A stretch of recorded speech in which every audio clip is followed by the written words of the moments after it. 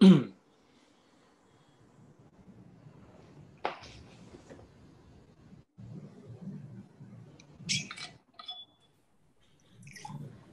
Assalamualaikum warahmatullahi warahmatullahi wabarakatuh. wabarakatuh. Salam sejahtera untuk kita semua.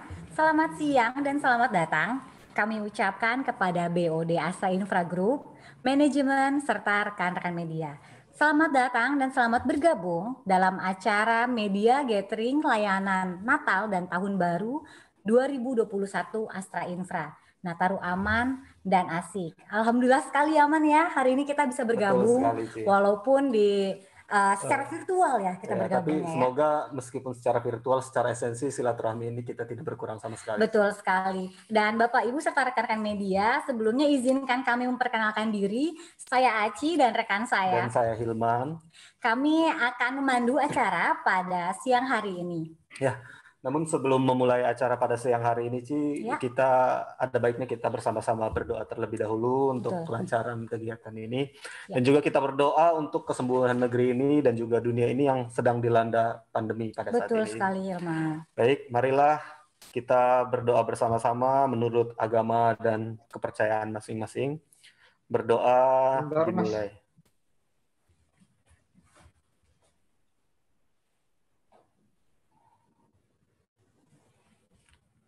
Berdoa selesai. Ya.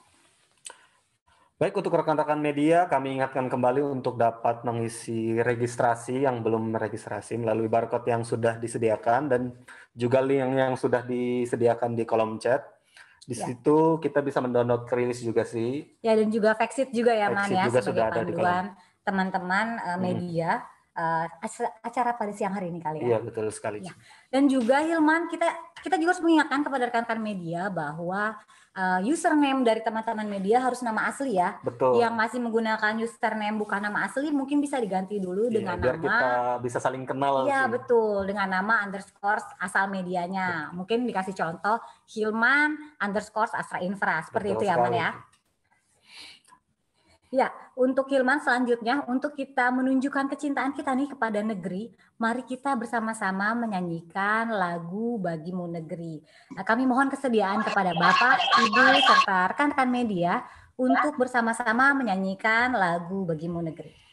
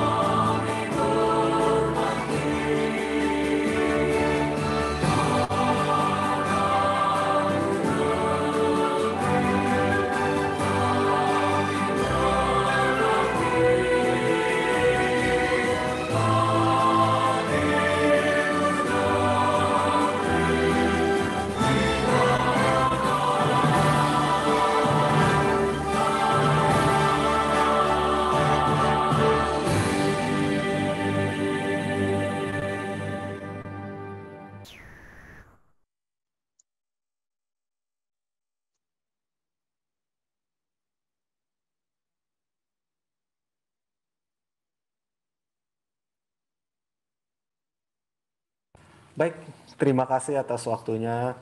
Mumpung lagi grace banget nih sih, kayaknya kelihatannya masih segar-segar banget sih. Gimana kalau kita berfoto bersama dulu? Boleh. Sesi, untuk kita ada berapa sesi nih, Man? Akan ada 2 sesi pemotretan dulu sih. Untuk yang pertama kita akan berfoto bersama direksi terlebih dahulu, Bapak Bapak dan Ibu Direksi Group ya. Astra Group. Mohon untuk berkenan membuka kameranya terlebih dahulu. Untuk teman-teman media, sebelumnya untuk mematikan terlebih dahulu, nanti kita akan sesi bersama setelah ini. Betul. Untuk sekarang, Bapak Ibu Direksi persilakan untuk bergaya. Aba-aba dari kami mungkin ya, Man ya? Ya. Sudah siap semua, sudah Bapak semua Ibu? Sudah dibuka semua? Sudah, nampaknya sini sudah dibuka semua sih. Sudah ya. Iya. Udah nggak ada yang kelewat ya, Ci ya? Ya, udah nggak ada. Semuanya sudah menampilkan tampilan-tampilan Luar biasa. terpolnya pada hari ini ya. Mantap. Ya, kita mulai. Oke, kita mulai ya. 1, 2, 3. Mungkin bisa satu lagi sesi jempol atau tangannya ke atas kali ya Pak ya. Tangan ke atas. Tangan boleh, kanannya boleh mengepal. Ya. 1, 2, 3. Sudah semua? Oke ya. Oke ya.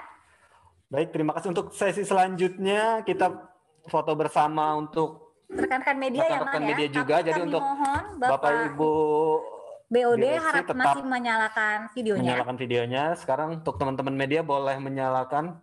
Kita akan ada berapa sesi sih, Man? Kira-kira 2 sesi ya? Tiga sesi ya? 3 slide ya. Oke. Boleh teman-teman media yang belum menyalakan mungkin bisa dinyalakan dulu biar kita bisa saling menatap meskipun secara virtual ya. Akan ada 2 sesi, jadi senyumnya ditahan dulu Ci, sampai kelar. Sudah semua ya? Kita hitung sampai 3. 1, 2, 3. Mungkin Sudah? bisa Sekali lagi menunjukkan ya? senyum terbaiknya ya. Walaupun pakai masker, senyumnya nanti kelihatan dari mata. Baik. Nanti waktunya. Ya, mulai lagi, Mas. Baik. Oke ya. 1, 2, 3. Sesi terakhir mungkin. Sekali lagi ya. Oke. Tetap senyum Bapak dan Ibu. Oke, 1, 2, 3. Cukup? Oke, terima kasih atas waktunya Bapak dan Ibu serta rekan-rekan media. Ya, Hilman, lanjut kita ke acara selanjutnya. Kita akan bersama-sama mendengarkan welcoming speech dari Bapak Catetva, Grup CEO Astra Infra. Kepada Bapak, kami persilahkan. Ya, terima kasih Aci. Terima kasih juga kepada Hilman sebagai pembawa acara yang sudah membuka acara ini. Dan Assalamualaikum warahmatullahi wabarakatuh. Selamat siang dan salam sejahtera bagi kita semua. Om Swastiastu, Namo Buddhaya. Salam kebajikan.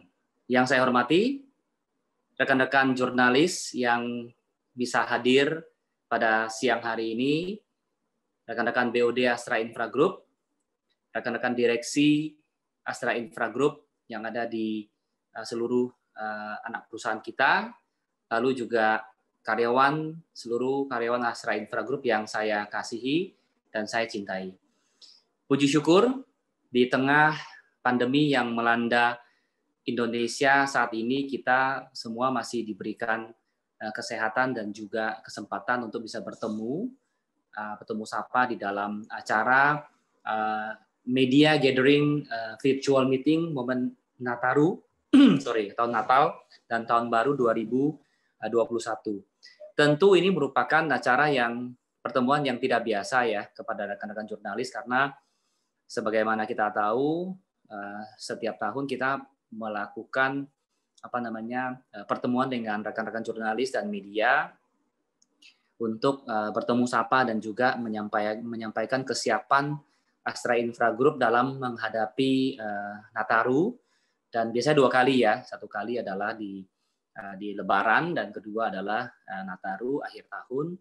Namun apa daya tahun ini di tengah-tengah kondisi pandemi COVID, rasanya hal tersebut, pertemuan secara fisik terpaksa tidak bisa kita lakukan ya, karena kita semua harus mematuhi protokol kesehatan yang sudah ditetapkan oleh pemerintah.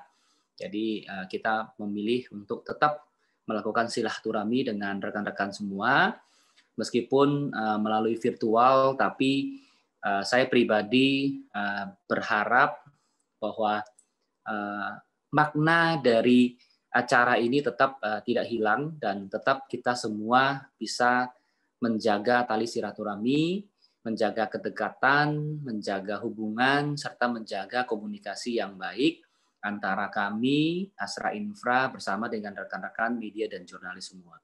Salam hormat ya, karena terima kasih juga telah meluangkan waktu untuk bisa hadir pada siang hari ini untuk mendengarkan paparan bagaimana kesiapan kami Astra Infra Group dalam menghadapi traffic Nataru ya. Meskipun di tengah pandemi COVID, tetap kita juga meyakini bahwa akan ada kelompok masyarakat yang pasti akan memanfaatkan waktu liburan untuk tetap berlibur dan berwisata ataupun kembali ke kampung halaman masing-masing. Jadi sebagaimana kita semua telah ketahui, kondisi pandemi COVID-19 ini membawa dampak ya yang sangat signifikan kepada seluruh dunia. Tentu saja ini bukan cuma Indonesia, jadi di seluruh dunia mengalami kondisi pandemi COVID, terutama juga di Indonesia, dan tidak lepas juga sektor infrastruktur yang kalau kita perhatikan selama kurun waktu 25 tahun terakhir, infrastruktur itu sudah mengalami cukup banyak krisis ekonomi yang sudah ada di Indonesia, mulai dari tahun 98-99, kemudian 2005-2006 ketika adanya harga minyak yang naik signifikan, kemudian juga tahun 2009 ketika ada global financial crisis, kemudian di tahun 2012-2013 itu kira-kira commodity crisis segala macam, dan tahun 2020 ini ada pandemi COVID ya.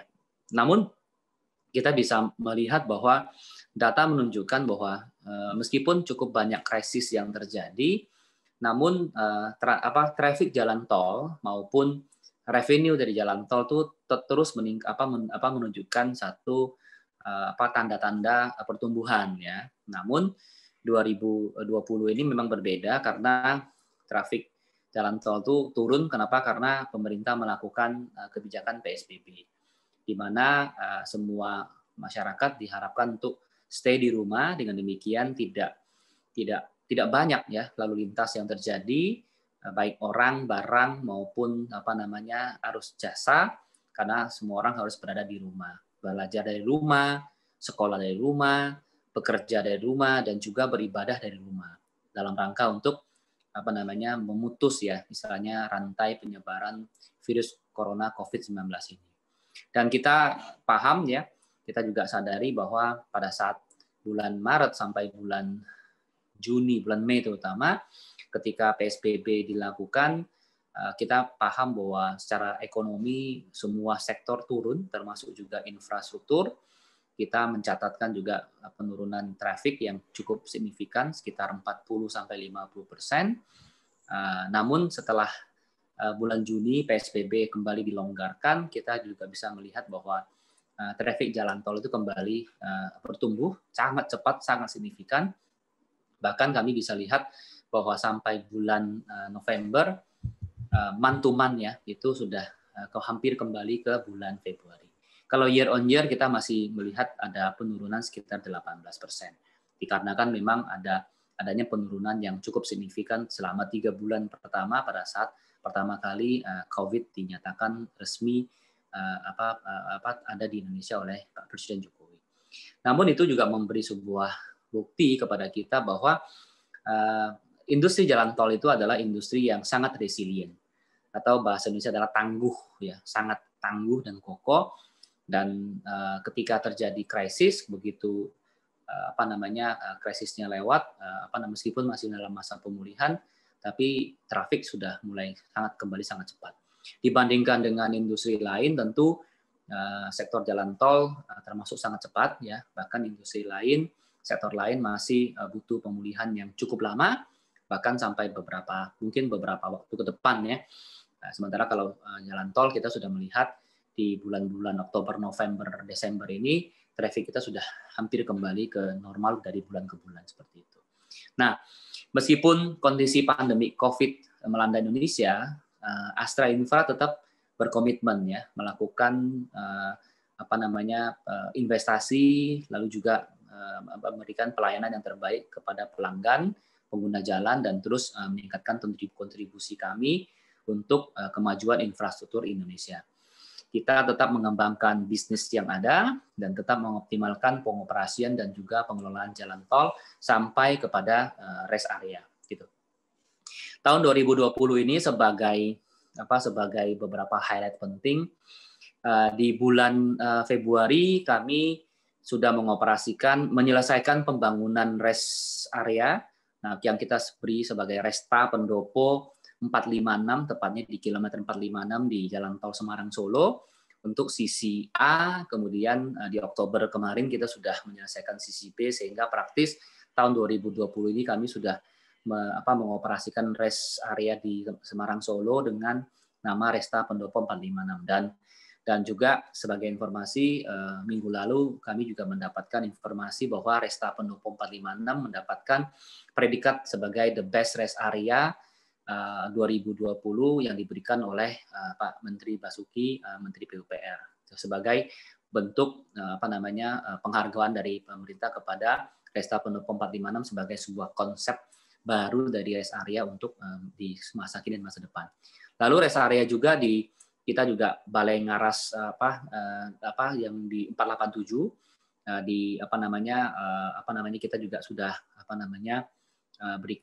lakukan, dan di Tol Tangerang Merak kita juga melakukan mengoperasikan simpang susun Balaraja Timur di Tol Tangerang Merak, dan juga merampungkan pembangunan pelebaran lajur ketiga dari ruas Balaraja Barat sampai ke Cikande. Nah, pada akhir September kemarin, tepatnya di 7 September seingat saya, Astra Infra melalui LMS yaitu Tol Cipali, kami juga melaksanakan groundbreaking pembangunan akses jalan tol Cipali ke Bandara Kertajati. Dan ini juga kita melakukan groundbreaking bersama dengan Kementerian PUPR. Waktu itu Pak Menteri juga berkenan hadir memberikan sambutan dan arahan.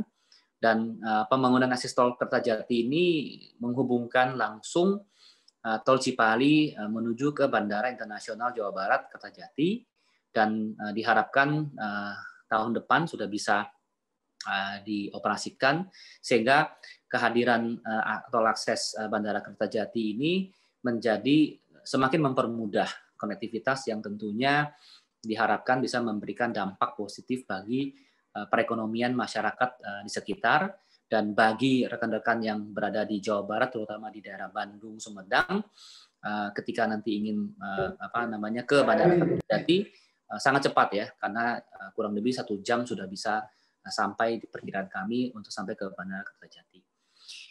Di akhir November 2020 yang lalu, Astra Infra juga telah resmi mengakuisisi 100% saham di PT Jakarta Marga Jaya, dan juga sekaligus menjadi pemilik 35% saham di PT Marga Lingkar Jakarta, yaitu Badan Usaha Jalan Tol BUJT yang mengoperasikan ruas tol Jor 1 di ruas dari Kebonjeruk sampai Ulu Jami sepanjang 7,67 km, yang merupakan satu bagian dari rangkaian network tol Jor 1 seperti itu.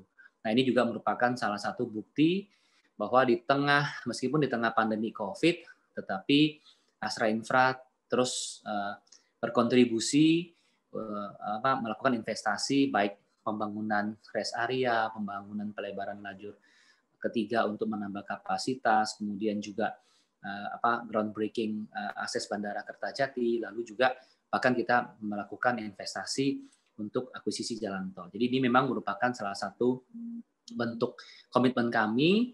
Kita tidak berhenti berinvestasi, tapi tentu kita juga memfokuskan kepada hal-hal yang sifatnya lebih prioritas juga, dan juga secara strategik. Di saat ini kami sudah memiliki 7 jalan tol. Jadi mungkin rekan-rekan jurnalis sudah pasti tahu semua. 6 plus 1 lah ya, yang terakhir 1 adalah yang di Jor 1. Jadi kita sudah mulai masuk ke daerah metro Jakarta lah, seperti itu. Nah, selama pandemi COVID, kami sangat fokus, nomor 1 memang kita fokus adalah bagaimana memastikan bahwa seluruh karyawan dan stakeholders kita itu selamat ya, sehat ya dalam menghadapi COVID ini. Jadi kita peduli sekali dengan employee well-being lah ya. Kita memberikan bantuan masker, kemudian melakukan protokol COVID dengan sangat baik, prosedur SOP juga kita jalankan. Jadi kita memastikan bahwa seluruh karyawan kita juga selamat, termasuk juga seluruh pengguna jalan tol yang melewati jalan tol kita juga selamat. Kenapa? Karena kita sangat percaya bahwa kita semua harus melewati pandemi COVID ini dengan baik dan dengan positif. Nah, itu yang 2020. Jadi kita juga melihat bahwa bagaimana dengan 2021. Saya kira 2021 itu ada beberapa key points ya, istilahnya kata kunci lah yang kita lihat yang bisa membentuk optimisme kita, confidence level kita menghadapi 2021. Sebagaimana yang disampaikan oleh Pak Jokowi bahwa 2021 adalah the year of opportunity, ya, kami juga sangat setuju. Kami di Astra Infra sendiri memakai tema tagline kita adalah year of bounce back higher. Jadi kita punya punya tema adalah bounce back higher. Jadi kita ingin melambung lebih tinggi, balik lebih tinggi lagi dan lebih tinggi lagi di 2021. Kenapa? Karena kami percaya bahwa 2021 itu ada beberapa faktor yang menjadi utama, key point bagi kita, ya, yang akhirnya bisa menumbuhkan confidence level kita. Pertama adalah tentu adanya vaksin, ya. Jadi keberadaan vaksin itu kita semua tahu bahwa minggu lalu sekitar 1,2 juta vaksin itu sudah datang ke Indonesia, dan itu membawa satu harapan baru, secercah harapan baru. Meskipun kita masih akan menunggu evaluasi dari Badan POM, tapi kita percaya bahwa itu tidak akan butuh waktu yang lama, dan ketika sudah diberikan izin, maka pemberian vaksin pertama itu juga akan dilakukan segera kepada masyarakat Indonesia. Tentunya sebagaimana disampaikan oleh pemerintah, ada kategori dan prioritas. Kami juga setuju bahwa dokter, tenaga kesehatan, orang-orang yang di front line diberikan terlebih dahulu, supaya apa? Supaya bisa melayani masyarakat yang bagus. Di dunia juga kita lihat, di Rusia juga sudah mulai diberikan vaksin pertama, di Inggris juga minggu ini juga baru diberikan vaksin pertama, sehingga seluruh dunia sudah mulai mencobakan memberikan vaksin COVID kepada masyarakatnya. Sehingga harapan kita, poin pertama adalah ketika vaksin sudah tersedia, vaksin sudah disuntikan ke masyarakat di seluruh Indonesia dan juga di dunia, maka kesehatan masyarakat kembali pulih, dan juga akhirnya kita berharap aktivitas ekonomi kembali akan juga pulih. Yang kedua, menurut saya yang penting juga adanya Omnibus Law, ya, keberadaan Omnibus Law. Meskipun saat ini memang masih disiapkan aturan-aturan pendukung dan turunannya dari undang-undang, tetapi dalam perjalanan waktu kami juga melihat bahwa pemerintah sangat serius untuk menggolkan melaksanakan Omnibus Law ini dengan tentu dengan baik, dan mengundang cukup banyak investor dari asing, di mana kita tahu bahwa beberapa menteri kita, Pak Luhut, Pak Erick Thohir sudah roadshow ke Amerika, ke Eropa, ke Timur Tengah, ke Jepang, untuk mendapatkan komitmen investasi. Dan kita lihat juga beberapa sudah mulai memberikan satu harapan-harapan baru untuk investasi baru di Indonesia. Jadi hadirnya Omnibus Law tentu memberi harapan baru, ditambah juga dengan adanya instrumen baru yang diciptakan pemerintah dengan Sovereign Wealth Fund, ya. Itu juga menjadi salah satu harapan baru, di mana dengan adanya instrumen tersebut maka memudahkan investor asing juga untuk masuk menanamkan modalnya di Indonesia, terutama di beberapa sektor yang kami dengar. Pertama mungkin infrastruktur, ya kan. Jadi tentunya akan membantu juga keuangan negara, BUMN, sehingga juga bisa segera mendapatkan funding yang baik, dan juga bisa memakai fund tersebut untuk melanjutkan pembangunan yang ada di Indonesia, terutama di Sumatera, seperti itu. Nah, terus lalu kita lihat bahwa pemerintah juga sangat komitmen di dalam melanjutkan pembangunan infrastruktur di Indonesia di tahun depan. bahkan sampai 2024 penyelesaian pembangunan infrastruktur, baik jalan tol, baik bendungan, bandara, pelabuhan, itu juga terbukti dari komitmen pemerintah yang sangat bagus dengan memberikan budget yang masih cukup tinggi. Tahun depan diperkirakan sekitar 414 triliun rupiah sebagai budget untuk membangun infrastruktur. Itu juga menjadi salah satu faktor penting yang mendukung nantinya di ekonomi di 2021. Dari sisi keuangan kita lihat bahwa secara monetary policy ya, BI juga kemarin sudah menurunkan acuan suku bunga acuan BI repo rate 7 hari itu all time low lah, istilahnya ke 3,75. Jadi kalau kita lihat itu sudah turun 1,25% dari 5% tahun lalu.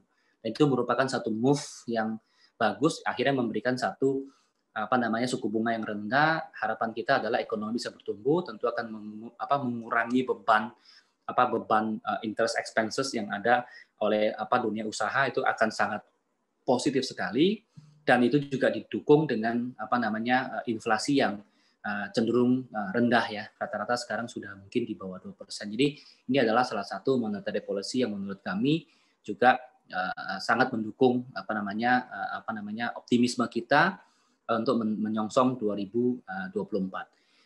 Dari sisi pasar modal, mungkin rekan-rekan juga sudah tahu bahwa pada saat Maret ya, indeks saham turun tahun lalu ditutup 6.200 kan.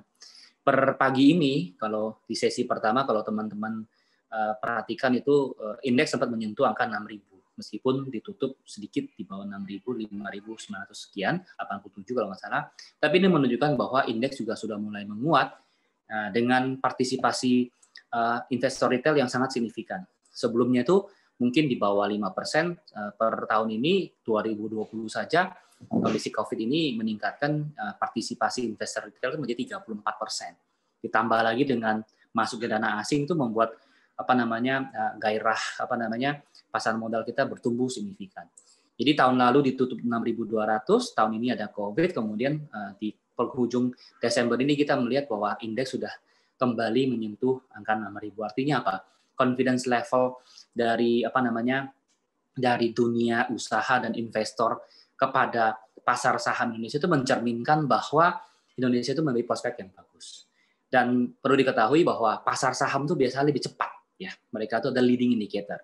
Mungkin 6 bulan sebelum kondisi terjadi mereka sudah tahu. Jadi kalau indeks sudah mulai nguat, biasanya investor percaya bahwa 2021 ke depan Indonesia punya ekonomi akan bagus. Nah, itu juga merupakan sebuah leading indicator yang kita perlu cermati, akan membawa satu dampak positif kepada confidence kita menyongsong 2021.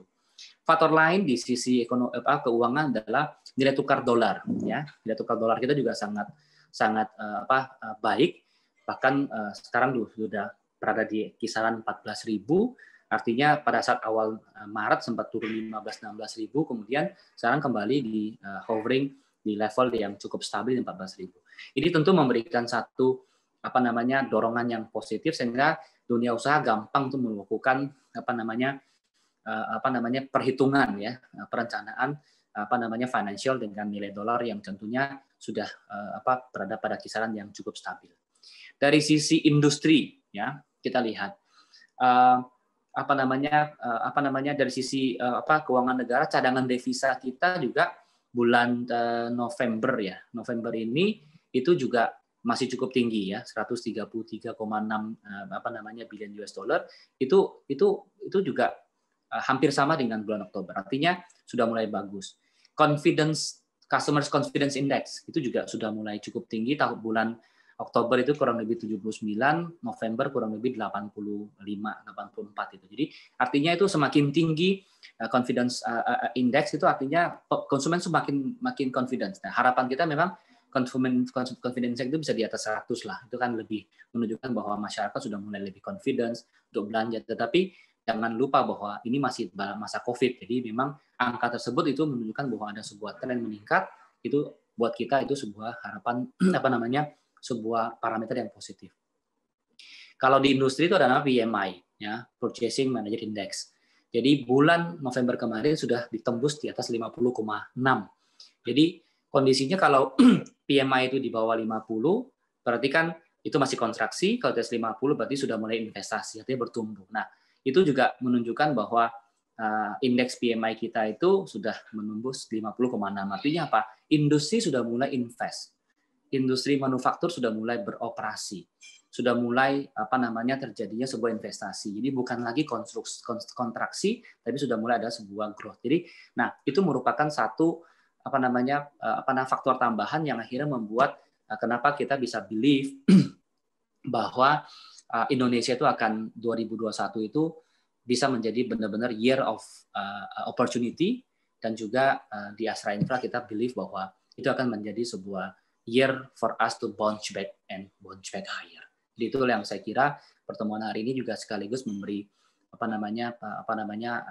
paparan juga kepada rekan-rekan jurnalis ya dan media bahwa bagaimana Astra Infra melihat industri ini dan bagaimana kita punya komitmen yang cukup akan tetap continue dan sustain untuk tetap bertumbuh di industri ini. Akhir kata, sebagai penutup, saya mengucapkan terima kasih kepada rekan-rekan semua yang telah bersedia hadir pada hari ini, dan juga semoga acara hari ini bisa berjalan dengan baik. Dan jika rekan-rekan jurnalis dan media ada yang ingin ditanyakan, monggo, mumpung ada kita semua di manajemen. Jadi saya tutup. Wassalamualaikum warahmatullahi wabarakatuh. Terima kasih. Selamat siang. Salam sejahtera untuk kita semua.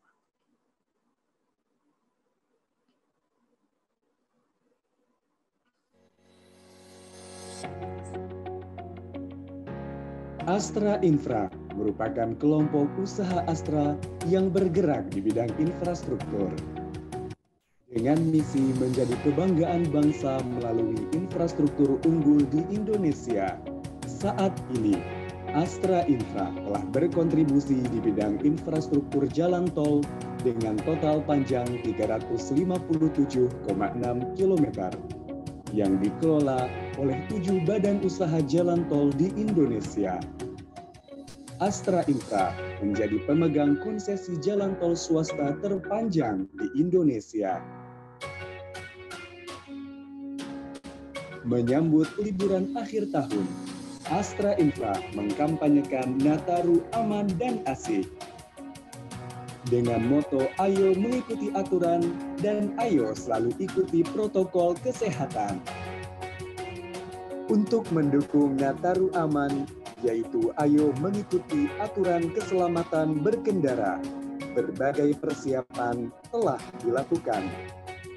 Astra Infra memastikan setiap ruas jalan tol telah dikelola dengan kondisi yang baik, di antaranya rambu lalu lintas, pagar pengaman wire rope dan guardrail, rumble dot, anti-glare, lampu penerangan jalan umum,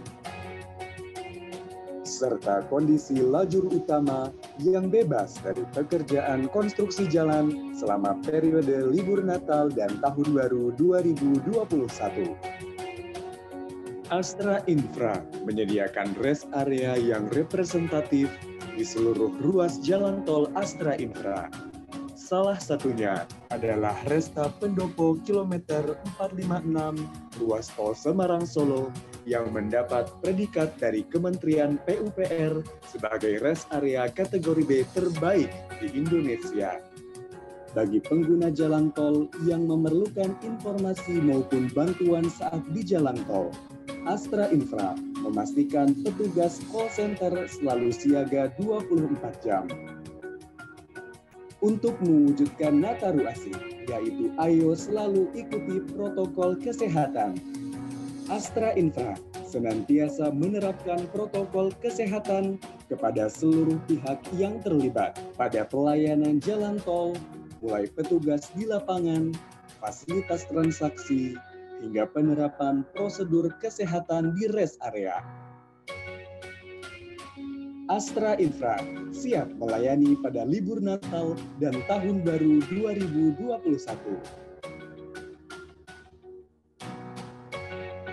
Nataru aman dan asik. Ayo mengikuti aturan dan ayo selalu ikuti protokol kesehatan.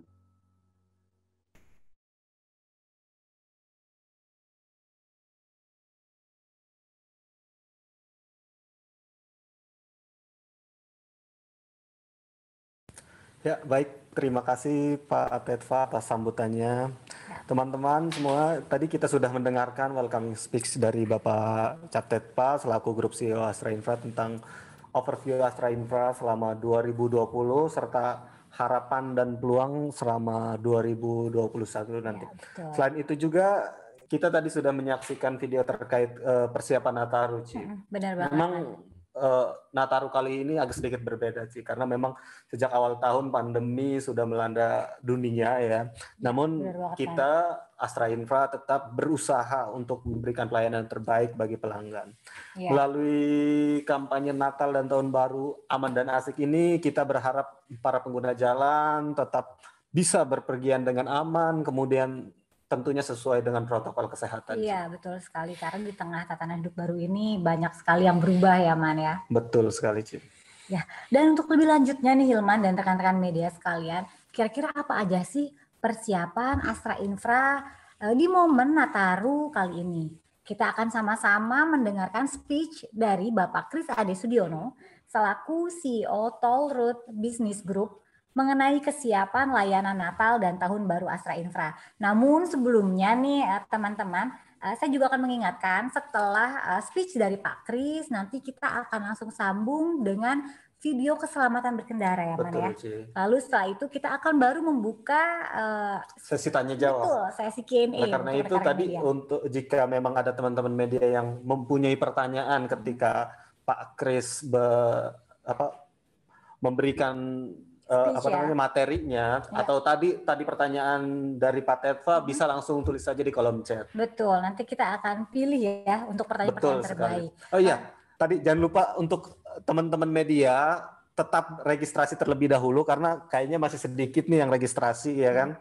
Karena sayang sekali karena yang registrasi nanti akan kita undi untuk door prize. Wow, door prize dari tahun ya, Man ya. Betul sekali. Jadi jangan lupa teman-teman untuk registrasi dan menggunakan nama asli teman-teman dan juga nama media. Oke, langsung aja ya, Man ya, tanpa berpanjang lebar lagi, kami persilakan kepada Pak Kris untuk memaparkan materi dan juga speech-nya. Baik, salam sehat untuk Asri dan Hilman yang siang hari ini bertugas memandu acara kita. Assalamualaikum warahmatullahi wabarakatuh. Selamat siang, salam sejahtera untuk kita semua. Saya yang pertama ingin menyapa adalah sahabat-sahabat saya, teman-teman jurnalis dan media. Semoga juga dalam kondisi baik dan sehat. Lalu yang saya hormati juga rekan-rekan Board of Management dari Astra Infra Group, teman-teman insan Astra Infra dimanapun berada. Teman-teman media hadir bersama kita, selain tadi dari Head Office, kita juga dihadiri oleh teman-teman direksi dan manajemen seluruh unit bisnis di dalam kelompok Astra Infra.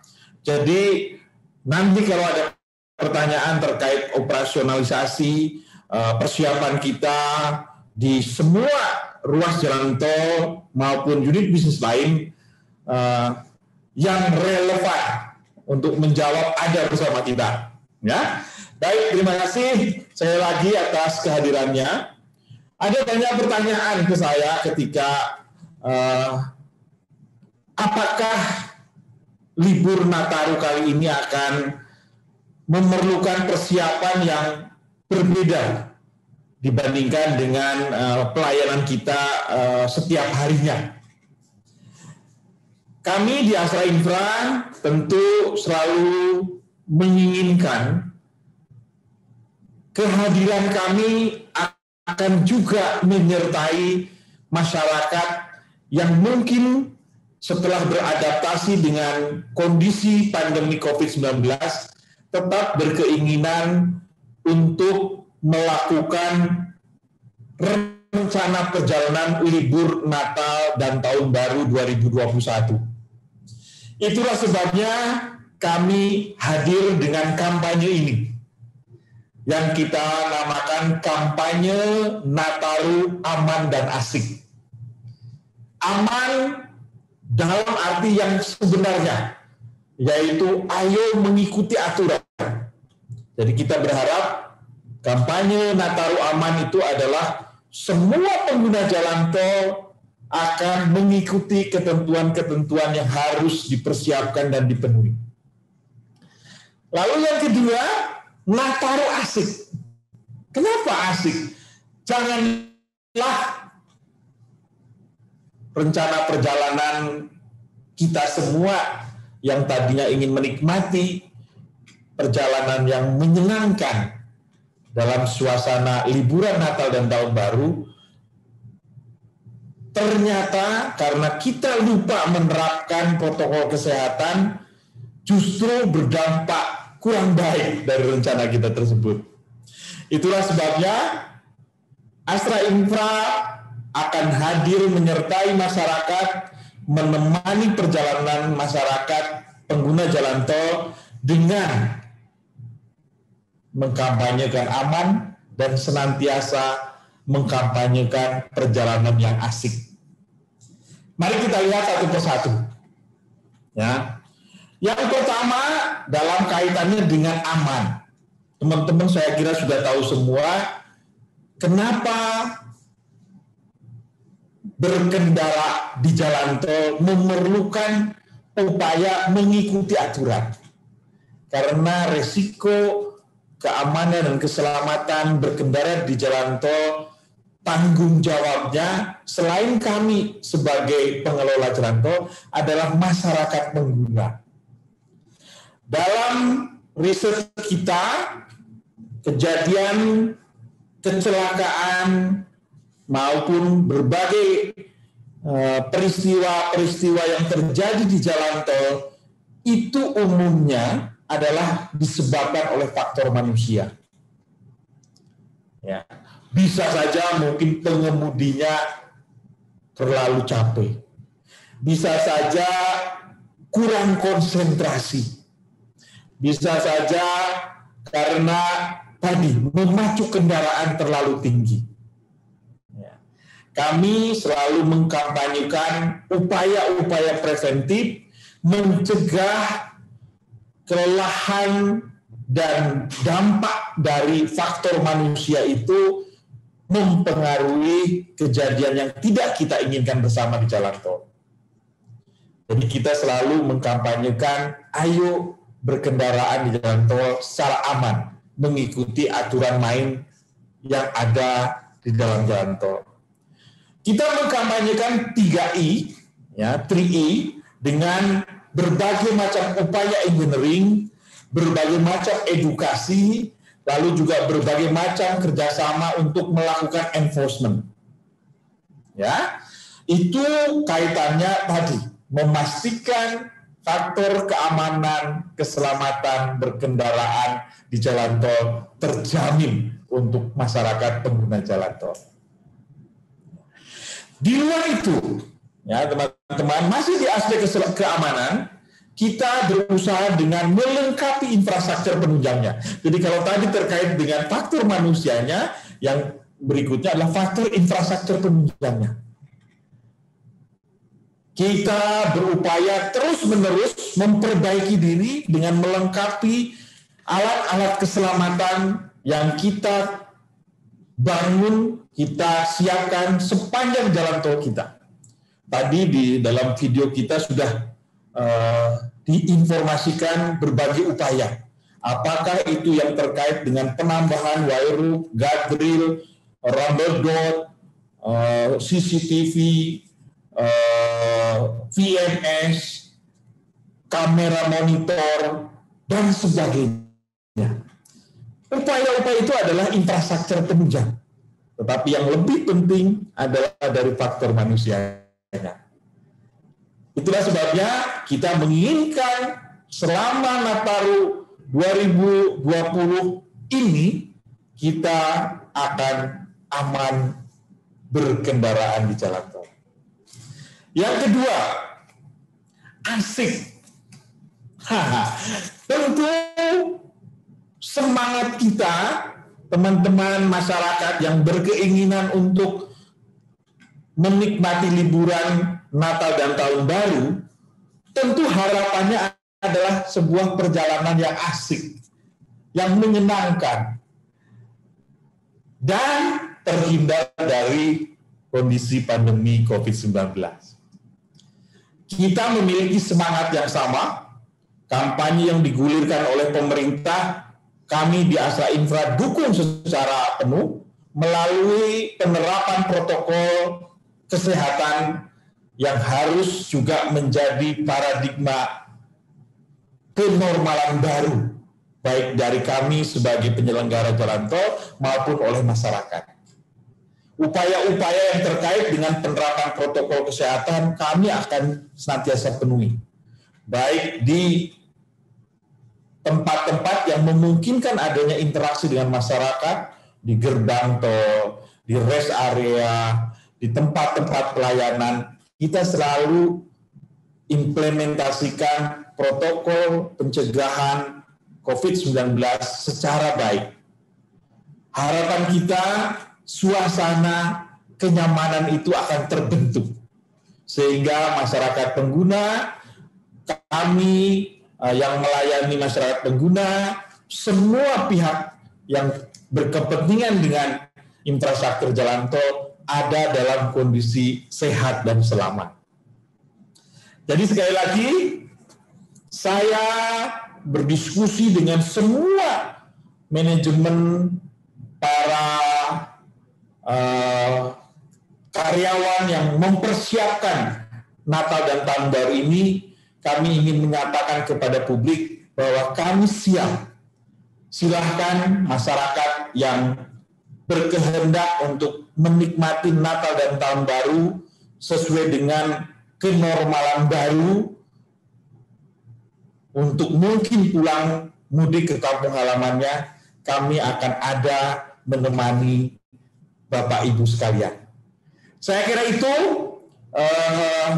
kami mohon dukungan dari teman-teman media untuk senantiasa mengkampanyekan kepada masyarakat, ayo mudik Nataru dengan aman dan asik. Terima kasih. Wassalamualaikum warahmatullahi wabarakatuh.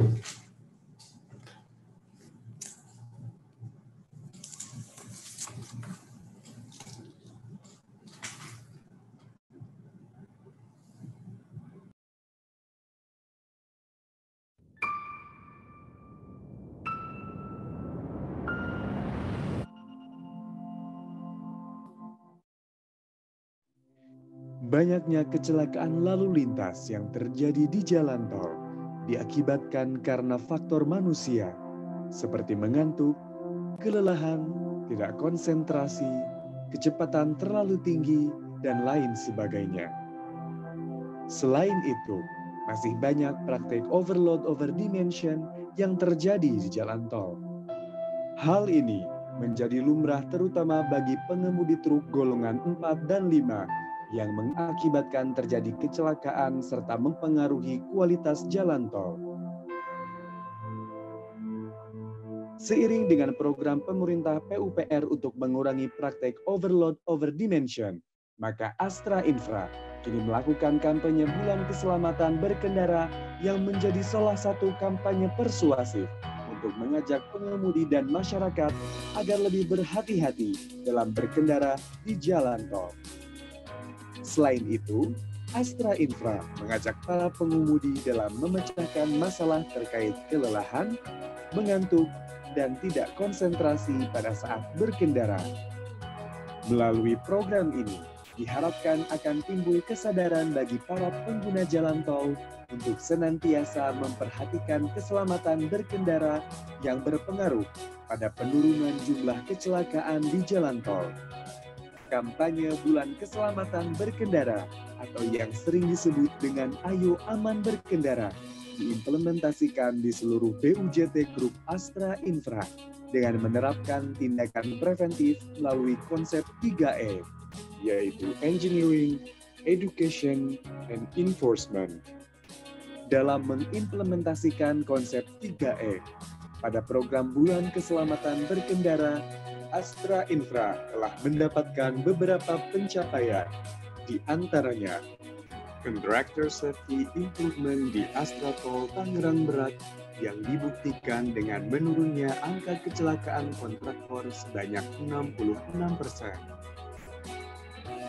Decreasing number of accident di seluruh ruas jalan tol Astra Infra dengan penurunan sebanyak 7 sampai dengan 78% selama 1 tahun terakhir.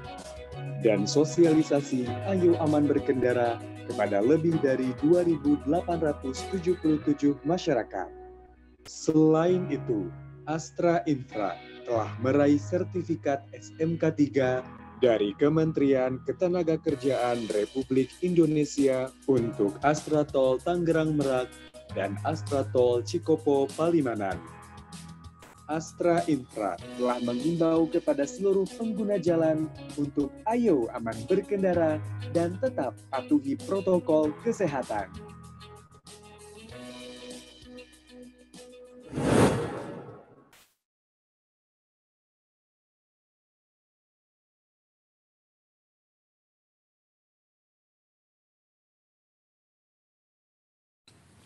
Ya, terima kasih banyak Pak Kris tadi atas pemaparan materinya. Dan Man, tadi kita udah mendengar ya dari Pak Kris apa aja sih kesiapan dari Astra Infra menghadapi Natal dan Tahun Baru di tahun 2021 ini. Dan juga kita sudah melihat video keselamatan berkendara ya, di mana video-video tersebut berisi upaya yang dilakukan seluruh BUJT Astra Infra dalam mensosialisasikan keselamatan berkendara ya Man ya. Baik.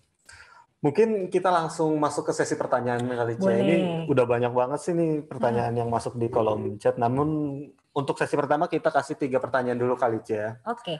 Nah, dari mana nih Man? Ini ada pertanyaan ini banyak banget nih Mas Sugeng, tapi mungkin 2 dulu kali ya kita bacakan dari Mas Sugeng Kontan. Mungkin nanti Pak Kris atau Pak Tepa bisa menjawabnya ya Ce. Ini ada pertanyaan pertama yaitu Sugeng Kontan. Di awal disebutkan, walaupun ada pandemi COVID-19, perusahaan terus aktif akuisisi. Dengan katalis positif di 2021, apakah Astra Infra akan tetap aktif akuisisi? Nah, itu pertanyaan pertama. Apa mau langsung jawab apa dibacakan dulu ya, Pak? Baiknya, Pak. Atau bisa langsung dijawab dulu per satu pertanyaan kali ya, Pak ya? Jawab dulu kali, Pak ya. Oke, ini buat saya ya. Dari siapa? Mas Sugeng ya? Dari Mas Sugeng Kontan, Pak. Oke, thank you Mas Sugeng atas pertanyaannya. Jadi sebagaimana yang tadi saya sampaikan di depan, memang kita melihat ada beberapa katalis positif ya untuk 2021. Sesuai yang saya sampaikan bahwa pada dasarnya Astra Infra sih selalu open minded untuk opportunity yang ada di dalam sektor infrastruktur ya, terutama di jalan tol. Nah, kami memiliki kriteria investasi lah yang tentunya buat kita ini penting untuk kita lihat ya. Jadi memang tidak semua tawaran yang ada kami ambil juga, gitu kan? Kenapa? Karena tentu harus kami evaluasi dengan baik apakah memang aset tersebut strategik buat kami. Kemudian yang kedua, bagaimana dengan proven historical traffic-nya juga gitu kan. Dan juga at the end of the day kan kita juga sebagai investor kan kita juga melihat bagaimana pengembalian hasil yang tentunya kita bisa harapkan. Karena investasi di jalan tol itu pertama tidak kecil equity yang dibutuhkan, dan kedua ini adalah investasi jangka panjang, Mas. Jadi kalau jangka panjang tentu kita perlu melakukan due diligence dengan sangat cermat ya. Tentu kita juga harus melihat bagaimana long term profile dan outlook dari jalan tol yang memang ditawarkan. Dan kita juga saat ini lebih fokus sebetulnya ke jalan tol yang memang berada di Pulau Jawa ya, karena kita sadar bahwa di luar Jawa kan masih pada konstruksi. Jadi saat ini kita masih memfokuskan investasi kita lebih ke Jawa dan Pulau Jawa dan metro lah ya, seperti itu. Saya kira mungkin itu. Jadi sebagai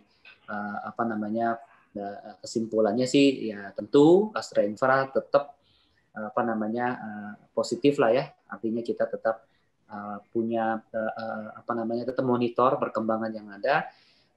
Sebagai perbandingan begini aja Mas Sugeng, 2020 saja di tengah pandemi COVID kami tetap mengakuisisi kan, dan kita baru menyelesaikan satu akuisisi jalan tol Jor 1 di bulan November kemarin. Jadi memang itu membuktikan bahwa selama aset yang ditawarkan kepada kami itu memang sesuai tadi yang kriteria, dan kita telah melakukan analisa serta uji tuntas dengan baik sih, dan itu tentu akan menjadi satu potensi yang kita bisa juga masuk untuk investasi. Tapi yang perlu dicatat adalah tidak semua aset yang ditawarkan akan kita ambil juga, karena tentu kita memiliki satu kriteria investasi yang kita mesti harus patuhi. Demikian mungkin Mas Sugeng. Semoga bisa menjawab pertanyaannya. Ya, terima kasih Bapak. Mungkin ada pertanyaan selanjutnya juga ya, Man ya. Iya.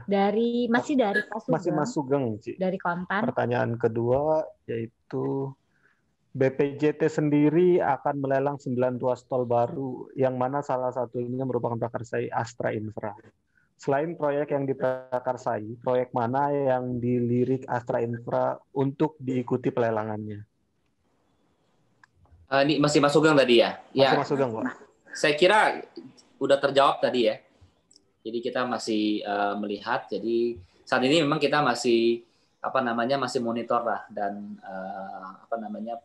kita belum bisa menginformasikan. Namun tentu kami akan monitor dengan cermat, dan nanti pada saatnya nanti kita juga akan menyampaikan kepada rekan-rekan. Saya kira demikian Mas Sugeng ya. Terima kasih Pak. Baik, terima kasih. Dan satu pertanyaan terakhir di sesi pertama untuk ya, Man sesi ya. pertama ini ada Mas siapa, Ci? dari Aji Satria RRI. Ya. Pertanyaannya kembali untuk Pak Tetra. Sejauh ini kerugian yang dialami Astra selama pandemi COVID-19 berapa dan bagaimana mensiasatinya? Dan apakah terjadi PHK ke karyawan? Itu Pak pertanyaannya. Dari siapa? Mas Aji ya? Aji Satria RRI. Ya. Selamat siang Mas Aji, salam kenal. Ini pertanyaan yang baik ya, yang bagus ya.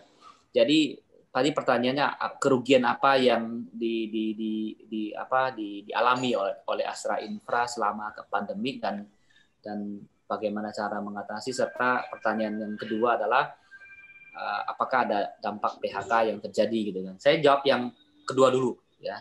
Yang buat kami gampang sebetulnya. Mungkin buat perusahaan lain juga agak susah. Di kami di Astra Infra tidak ada PHK yang terjadi. Ya, jadi itu mungkin sebagai catatan, karena buat kami berusaha menjaga produktivitas yang terbaik supaya ya istilahnya PHK itu jalan terakhir lah. Ya kan, kita berharap makanya mudah-mudahan kondisi COVID ini tidak berkepanjangan ya Mas ya. Kita sama-sama doakan ya, karena kalau memang pandemi COVID ini berkepanjangan sih ya saya kira itu juga berat ya pasti kan. Tetapi yang tadi saya sampaikan kan beberapa katalis positif sih dengan adanya vaksin sih mestinya kita semua percaya lah ya, dan confidence bahwa COVID sudah mulai bisa teratasi lah mudah-mudahan. Ya, makanya juga kita berharap semua masyarakat juga bisa ikut mendengarkan pemerintah dengan patuh menjalankan protokol COVID ya, karena memakai masker, jaga jarak, cuci tangan itu memang saat ini menjadi langkah yang paling bagus gitu, paling efektif gitu. Tapi juga tidak jarang ya ada saja orang bisa lupa ya, khilaf gitu kan atau lupa. Nah itu yang harus dijaga. Jadi kalau pemerintah sudah berupaya, masyarakat juga sudah berupaya, company juga sudah berupaya yang baik ya, kami berharap juga masing-masing pribadi juga menjaga kesehatan diri dengan baik dengan menjalankan protokol COVID, sehingga harapannya kasus makin bisa ditekan, adanya vaksin juga bisa efektif, bisa didistribusikan, karena bagaimanapun ya vaksin itu satu hal teman-teman ya, yang dibutuhkan tuh kalau sakit itu kan adalah kemampuan dari tubuh kita itu untuk sembuh ya. Orang bilang tuh ada imunitas tubuh. Nah, imun tubuh itu harus bisa diperoleh kalau kita semua sehat gitu. Jadi vaksin itu hanya salah satu pembantu aja gitu loh. Jadi kita nggak bisa hanya bergantung sepenuhnya kepada vaksin gitu. Adanya vaksin kalau pola perilaku hidup kita juga biasa saja dan tidak patuh dan bahkan istilahnya tidak menjaga kesehatan dengan baik, itu juga tidak berarti otomatis akan langsung sembuh atau tidak terkena virus lagi gitu. Saya kira kita semua paham ya bahwa vaksin itu hanya semacam obat. Nah, sama seperti kita flu, teman-teman. Kalau kita flu, batuk, obat itu cuma satu gitu. Tapi tubuh kita tuh kuncinya istirahat, makan yang baik, olahraga yang cukup. Nah, disiplin diri seperti itulah yang saya kira juga masing-masing karyawan, masing-masing pribadi, kita juga harus mematuhi itu supaya membantu pekerjaan pemerintah itu yang sudah menurut saya pribadi sudah sangat baik ya. Kita mesti mengapresiasi, saya kira pemerintah kita sudah bekerja luar biasa. Nah, itu kita menghargai dengan berperilaku sehat gitu, melakukan protokol. Nah, itu yang saya kira seperti itu. Nah, jadi maka kita berharap tidak berkepanjangan lah. Tapi kita nggak tahu ya, tetap kita sebagai manusia harus menyiapkan segala macam planning lah ya, ada plan A, plan B ya. Jadi kalau kondisi lebih buruk terjadi ya kita sudah siap. Kalau kondisi bagus ya kita juga sudah siap untuk menghadapi kondisi yang lebih baik. Seperti itu saya kira. Kemudian ke pertanyaan Mas Aji yang nomor 1, apa dampak ya? Tadi saya sudah sampaikan bahwa secara umum dampak yang sudah kelihatan adalah traffic yang menurun. Ya, jadi traffic menurun. Jadi perkiraan kami sih kalau ditutup di Desember nanti dari jalan tol yang kami miliki, traffic akan turun ya mungkin kurang lebih 17-18%. Itu saya kira dibanding tahun lalu ya. Tahun lalu kan the full year tidak ada COVID, kemudian secara full year juga ada Lebaran yang memang tinggi sekali ya, karena tahun lalu kan baru tahun pertama Transjava terkoneksi kan, jadi masih ada euforia orang mudik melalui jalan tol Transjava, jadi peningkatan traffic di bulan Mei itu tinggi sekali. Lalu yang kedua tahun lalu juga ada Nataru kan ya, Natal tahun baru yang juga cukup signifikan. Nah, sementara tahun ini ada COVID turun, kemudian juga Lebaran juga tidak bisa mudik, kemudian Nataru juga diperpendek liburannya oleh pemerintah. Jadi beberapa faktor ini memang sangat wajar kalau tahun ini secara traffic turun, menurut kami turun 17-18% itu masih terhitung sangat baik ya. Kalau kita bandingkan dengan sektor lain di industri lain, saya kira kita mesti pahami itu.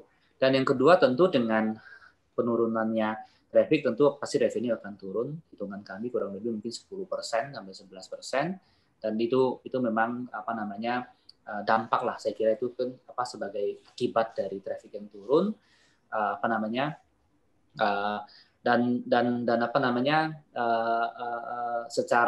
secara hal lain gitu ya. Jadi dampak yang lain saya kira sih perubahan pola kerja lah ya. Perubahan pola kerja yang tadinya kita even di industri infrastruktur yang kita mungkin banyak secara fisikal bekerja, tapi juga tahun ini kan juga akhirnya kita melakukan work from home activities gitu kan. Nah, selain dari dampak tol yang sudah beroperasi, tentu dampak konstruksi ya. Kami punya beberapa proyek-proyek yang juga akan sedikit tertunda.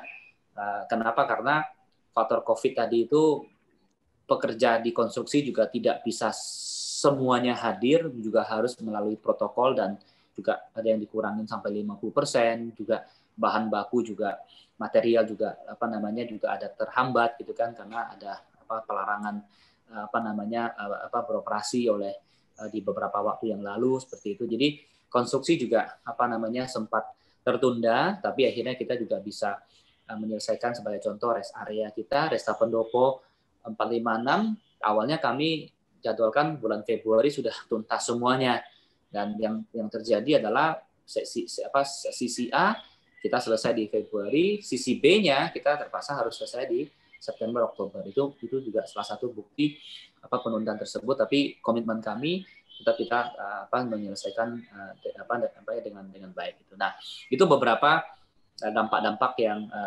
terjadi. Tetapi apa yang kita lakukan ya? Jadi kalau yang kita lakukan, tetapi satu yang saya sampaikan tadi, pertama adalah kita fokus pada employee well-being. Dan itu adalah sangat nyata kita lakukan. Kita siapkan masker, puluhan ribu masker kepada karyawan kita. Jadi termasuk keluarganya. Kita berikan hand sanitizer, terus kita siapkan prosedur. Kita melakukan desinfektan yang sangat masif di kantor. Hampir setiap minggu kita lakukan. Ketika ada pergantian shift dari work from home ke work from office, itu kita lakukan desinfektan lagi di kantor-kantor kami, kemudian di kantor gerbang juga, di kantor operasional, kemudian juga di rest area. Kita benar-benar melakukan protokol dengan sangat ketat itu untuk memastikan bahwa karyawan kita safe ya, selamat secara environment yang cukup safe buat karyawan kita bekerja, sehingga orang di rumah bisa merasa tenang. Karyawan yang yang bekerja itu secara kantor sudah melakukan SOP yang bagus. Juga buat pengguna jalan, mereka juga merasa nyaman ya, karena itu mereka ke rest area kita juga, mereka full protokol yang bagus. Tenan-tenan yang menjual juga mereka harus pakai sarung tangan, harus pakai masker seperti itu. Jadi kita memastikan juga penjual di UMKM yang ada di rest area juga mereka mematuhi itu gitu kan. Lalu buat karyawan kami yang usianya memang juga cukup di atas 50, kemudian ya, ibu hamil, kemudian juga karyawan dengan penyakit tertentu, itu juga kami minta untuk bekerja dari rumah. Jadi ada karyawan kami yang dari bulan Maret sampai bulan Desember ini belum pernah ke kantor, Mas. Jadi itu kita lakukan hal seperti itu dan very consistent ya. Jadi hanya karyawan-karyawan yang istilahnya memang pada usia produktif bekerja, kemudian tidak memiliki penyakit-penyakit lain yang akhirnya membuat mereka juga lebih safe. Jadi kita intinya nomor satu adalah yang penting buat kita adalah karyawan kami safe lah. Ya, karena itu penting. Karyawan adalah aset dari perusahaan. Nah, yang kedua adalah tentu kita secara langkah konkret kita melakukan disiplin keuangan, Mas. Kita fokus pada bagaimana menjaga arus kas yang positif. Jadi kita OPEX dan CAPEX kita review ulang, Mas. Kita melakukan review CAPEX dan OPEX di mana kita fokus kepada yang memang urgent, yang important. Hal-hal yang sifatnya tidak urgent, tidak important, yang bisa kita tunda atau kita batalkan dulu. Apa saja sih hal yang urgent dan important? Kami tetap melakukan spending OPEX maupun CAPEX yang sifatnya untuk misalnya safety, ya, safety issues, security, sama untuk memenuhi SPM, misalnya standar pelayanan minimal buat di jalan tol. Jadi kalau ada pekerjaan-pekerjaan maintenance seperti ada lobang, kemudian perkuatan jembatan, kemudian memberikan pengaspalan ulang, itu kita lakukan. Jadi buat kita itu adalah CAPEX yang kita harus tetap spend karena itu demi keselamatan dan kenyamanan berkendara oleh masyarakat. Itu yang kita tetap jaga. Tapi hal-hal seperti misalnya dinas ya, perjalanan dinas, tentu itu kan tidak penting. Kita sudah bisa pakai Zoom ya, kita kurangin semua seperti itu. Kemudian biaya-biaya lain yang sifatnya gathering, yang misalnya sama karyawan, itu bisa kita kurangin karena kita merasa bahwa itu masih bisa kita lakukan nanti, gitu loh. Jadi, hal-hal itu yang kita lakukan. Jadi, kemudian kita juga memilih investasi CAPEX kepada yang sifatnya memang untuk lebih penting. Contoh tadi misalnya kita bangun rest area, ya, karena rest area penting, karena rest area itu nanti akan menjadi satu tempat buat masyarakat beristirahat gitu kan, dan rest area yang baik lah gitu. Kemudian juga kita investasi tadi groundbreaking yang Kertajati, kita pelebaran lajur ketiga di Jalan Tol Tangerang Merak, kemudian juga kita berinvestasi bahkan mengakuisisi jalan tol baru. Itu juga merupakan strategic smart investing yang kita lakukan investment. Nah, lalu kita juga melakukan poin 3 adalah kita melakukan negosiasi, komunikasi, dan koordinasi dengan stakeholders, baik kepada kreditur kami, itu perbankan, dan juga kepada pemerintah, dalam hal ini BPJT atau PUPR. Nah, dengan perbankan kita bicara mengenai bagaimana tiap perbankan bisa mengerti, memahami kondisi yang dihadapi oleh sektor jalan tol, meminta mereka juga untuk memberikan keringanan dari sisi covenant atau keringanan dari sisi suku bunga, jadwal pembayaran, restrukturisasi atau repackaging. Itu seperti itu rescheduling kita lakukan untuk mendapatkan satu stimulus istilahnya kami itu untuk membantu arus kas kita, sehingga dengan arus kas yang lebih baik, lebih lancar, kita bisa beroperasi dengan baik, dan juga akhirnya yang paling penting menghindari PHK, Mas. Jadi kalau arus kas ternyata sudah tidak kuat kan sulit ya, kita terpaksa kita harus mengurangi banyak biaya-biaya, salah satunya biaya terakhir, kalau nggak kan kita harus mengurangi beban-beban karyawan. Nah, itu yang kita jaga untuk nggak terjadi, sehingga kita berbicara dengan pihak kreditur dan mereka juga menanggapi dengan positif ya, ada beberapa stimulus dan program-program yang diberikan seperti itu. Dan pemerintah juga sama, pemerintah akhirnya juga memberikan beberapa stimulus dalam bentuk beberapa peraturan-peraturan baru, di mana pemerintah juga PUPR juga paham dengan situasi yang ada, postponing capex itu untuk hal-hal yang sifatnya lebih urgent, lebih important, lebih prioritas kepada safety, security, dan SPM. Mereka juga bisa memahami dan akhirnya mereka mendorong kita untuk melakukan itu, sehingga yang belum perlu bisa dimundurkan, sehingga kita juga bisa menjaga arus kas kita lagi. Nah, di luar itu pemerintah juga sudah mengeluarkan peraturan menteri untuk memberikan stimulus dampak COVID terhadap revenue loss yang ada di yang terjadi di industri ini. Jadi saya kira juga itu merupakan hal-hal yang bagus. Nah, yang terakhir saya kira langkah-langkah konkret yang kita lakukan juga adalah kita berusaha untuk memanfaatkan aset kita yang berfokus pada penciptaan nilai, Mas. Jadi tadi pembangunan rest area tadi itu merupakan salah satu bukti bagaimana kita fokus pada penciptaan nilai dari aset yang ada. Dan yang kedua adalah kita punya yang namanya Astra Infra Solution. Jadi bagaimana kita meminta dari AIS tadi itu juga untuk memberikan satu dampak yang positif, menciptakan nilai sehingga bisa bisa menghemat biaya sehingga lebih efisien. Jadi OPEX kita menjadi lebih efisien. Nah, itulah saya kira hal-hal yang dilakukan oleh kami di 2020 ini, karena situasi 2020 memang sangat tidak pasti dan kita tidak ada satupun orang yang pernah mengalami ini, dan saya bersyukur kita semua masih tetap sehat dan teman-teman kami di lapangan bisa berkoordinasi dengan sangat baik, meskipun kadang-kadang keputusan untuk mempospon program selama atau membatalkan itu tidak mudah, tetapi mereka bisa memahami dan akhirnya bahkan bisa berkolaborasi dengan bagus, sehingga dampaknya pada hari ini kita bicara secara umum company kita juga tetap masih sehat dan masih bisa beroperasi dengan bagus, dan yang paling penting tadi kan karyawan tetap bisa kita jaga dengan cukup baik. Seperti itu, Mas Aji. Moga-moga bisa menjawab pertanyaan Mas Aji dan juga sekaligus jawabannya juga buat informasi ke rekan-rekan jurnalis. Terima kasih. Ya, terima kasih banyak Pak Tetva. Kita buka sesi pertanyaan kedua ya, Mas. Ada 3 pertanyaan. Yang pertama dari Irfan Tangerang News. Ya, ini mungkin pertanyaannya agak mirip-mirip dengan Ruli juga. Mungkin bisa bisa kita gabungkan. Mungkin pertanyaan untuk Pak Kris kali ya. Karena terkait tol Tangerang Merak. Pertanyaannya adalah tol Tangerang Merak meresmikan simpang susun Balaraja Timur sejak April 2020. Untuk evaluasinya seperti apa, Pak? Boleh dijawab. Kemudian terkait persiapan jalan tol khususnya di ruas tol Tangerang Merak di masa Nataru, berapa prediksi volume kendaraan yang akan melintas? Apakah akan mengalami penurunan atau akan sama dengan tahun-tahun sebelumnya? Mungkin dijawab dulu Pak Kris. Silakan, Pak.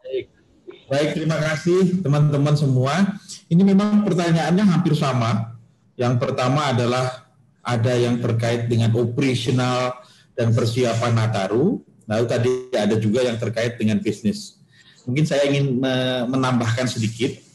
Yang pertama tadi Pak Tetva sudah menjelaskan secara jelas bahwa strategi kita selama COVID ini termasuk kebijakan tidak ada PHK di kita. teman-teman, saya ingin menambahkan sedikit. Semangat kami di Astra Infra adalah tidak ikut menambah beban untuk bangsa ini.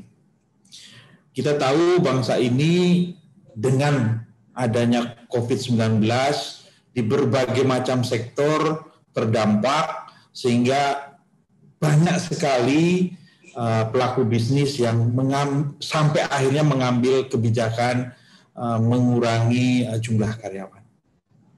Kami termasuk unit usaha yang bertekad, ini mohon doanya dari teman-teman semua, untuk tidak ikut membebani bangsa ini dengan melakukan PHK.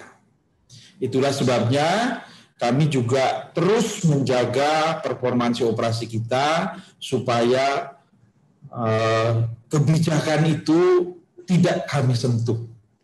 Ya. Lalu yang kedua, kami juga ingin ikut berkontribusi ke bangsa ini karena salah satu dampak dari COVID-19 adalah berkurangnya lapangan pekerjaan. Itulah sebabnya proyek-proyek yang mungkin bisa tetap kami gulirkan. Tadi Pak Teta sudah menyampaikan ada akses Kertajati, ada pelebaran lajur, ada pembangunan rest area. Kami tetap lakukan. Karena kami merasa bahwa dampak multiplier effect dari pembangunan tersebut atau berjalannya kegiatan pembangunan tersebut itu adalah bergulirnya ekonomi di masyarakat. Sehingga masyarakat mempunyai potensi untuk terus melakukan aktivitas ekonominya, memperoleh pendapatan, dan akhirnya bisa menggulirkan roda perekonomian nasional. Itu mungkin yang ikut menambahkan penjelasan dari Pak Teta tersebut. Sedangkan kalau untuk yang terkait dengan Nataru, yang di arah Merak, dan penjelasan teknis terkait dengan apakah upaya-upaya yang harus kita persiapkan untuk menjamin keamanan dan keselamatan selama Nataru, saya mungkin akan minta bantuan. Yang pertama Pak Rinaldi, silahkan bercerita sedikit terkait dengan apa yang terjadi di Tangerang Merak. Lalu yang kedua, yang terkait persiapan ke arah timur. Nah, ini ada rekan-rekan saya dari Lintas Marga Sedaya, dari Cipali, itu sudah mempersiapkan berbagai macam upaya-upaya preventif. Ya, nanti saya mohon bantuan teman dari LMS, apakah itu Pak Firdaus atau Pak Agung, silahkan nanti cerita. Termasuk juga kesiapan akses Kertajati. Ya, apakah bisa dilalui untuk arus embarkasi haji? Nah, nanti silahkan. Saya beri kesempatan Pak Rinaldi. Silakan terkait dengan kesiapan di ruas Tangerang Merak. Saya Bani.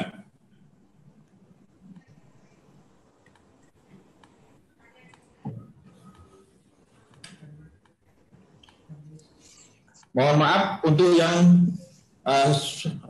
mikrofon Pak Adi untuk bisa dibuka. Nah, silakan Adi. Terima kasih Pak Kris. Terima kasih juga Pak Tetva. Sudah tadi menjelaskan juga sebagian untuk di Tangerang Merak. Jadi saya menambahkan sedikit Pak Kris, untuk Tangerang Merak kita sebetulnya ada peningkatan dari tingkat pelayanan dibanding tahun lalu. Tahun lalu kita menambah gerbang gate 1 di Cikupa. Jadi di Cikupa kita menambahkan 1 gerbang untuk ke arah Merak. Dan di Merak sendiri di tahun 2020 juga kita menambah ada 3 gerbang, ada 3 gate yang di 3 lajur transaksi yang bisa dipakai di Merak. Jadi totalnya kita ada 3, 2 di Merak, ada 1 lagi di Cikupa untuk penambahannya. Kemudian untuk sebelum masuk ke persiapan tadi bantu menambahkan sedikit Pak untuk yang di Balaraja Timur. Jadi yang di Balaraja Timur ini sesudah dibuka di April 2020, ini sebetulnya gerbang Balaraja Timur ini adalah mengganti gerbang Balaraja Timur yang lama.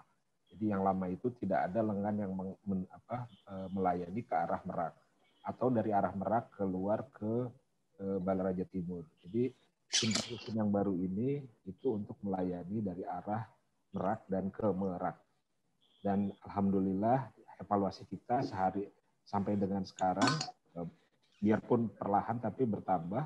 Sekarang kita sudah bisa melayani dalam satu hari itu dari Merak dan ke arah Merak itu bisa sampai hampir 4.000 kendaraan, 4.000 kendaraan per hari.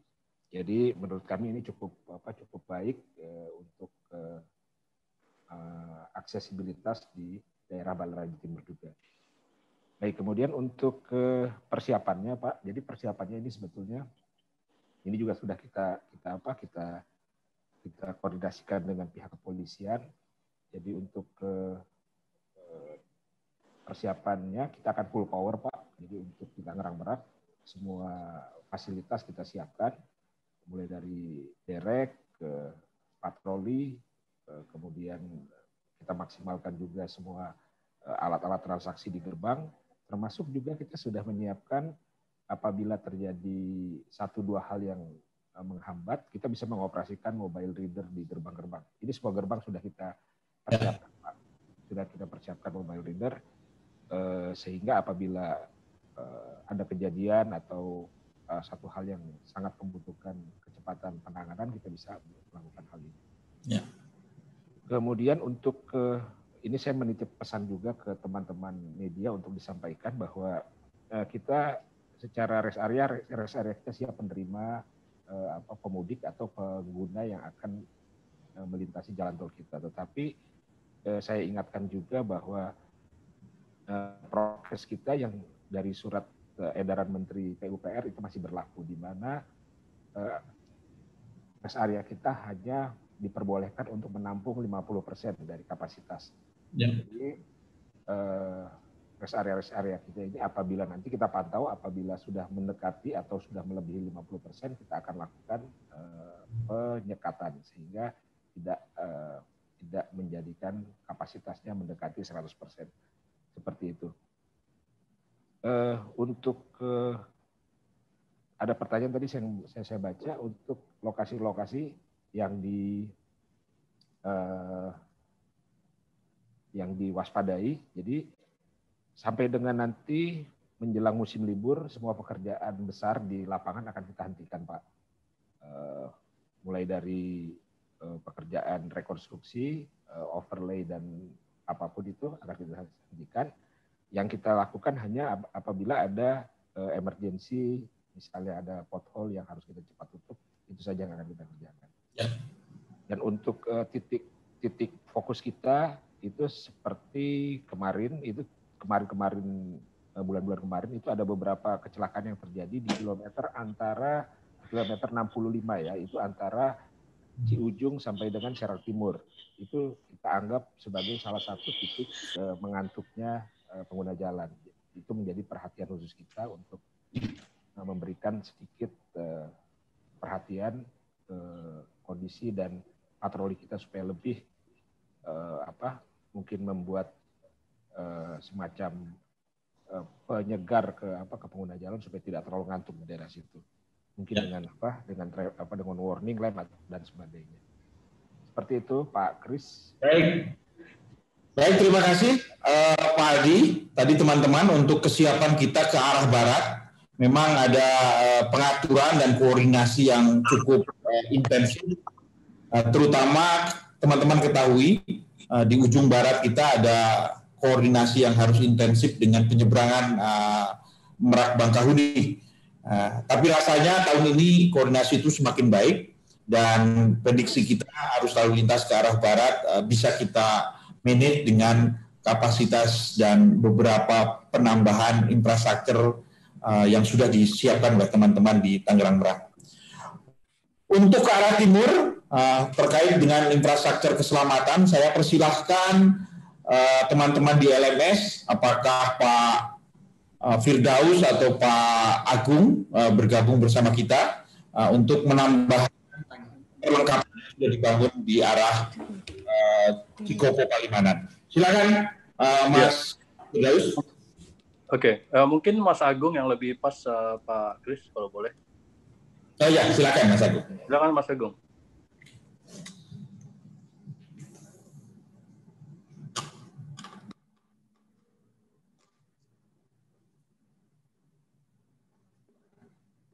Nggak ada ya? Mas Agung belum kelihatan ini. Oke, mungkin Agung ada? Udah, mic nggak bisa di-mute tadi, Pak. Ya, silakan. Ya.